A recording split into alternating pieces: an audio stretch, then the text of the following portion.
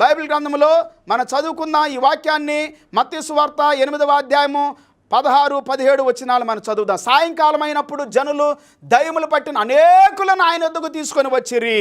ఆయన మాట వలన దయ్యములను వెళ్ళగొట్టి రోగులను ఎల్లను స్వస్థపరిచిన. అందువలన ఆయన మన బలహీనతలు వహించుకొని మన రోగములను భరించినని ప్రవక్త అయిన యెషయా ద్వారా చెప్పబడినది నెరవేరును అని దేవుని వాక్యం సెలవిస్తా ఉంది. పిల్లారా, దేవుడు బాగు చేయవాడై ఉన్నాడు, దేవుడు స్వస్థపరచువాడై ఉన్నాడు, దేవుడు శుద్ధి చేయవాడై ఉన్నాడు.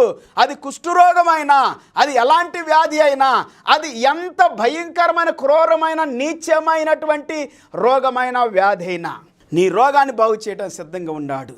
నీవు బాగుపడాలి, అది దేవునికి ఇష్టమని తెలుసుకో. ఈ దినం దేవునికి ఇష్టం ఏంటంటే నువ్వు బాగుపడటం. కొంతమందికి ఇష్టం లేకపోవచ్చు. నువ్వు నమ్మితే నమ్మువానికి సమస్తం సాధ్యమే. ఈ దినం నీ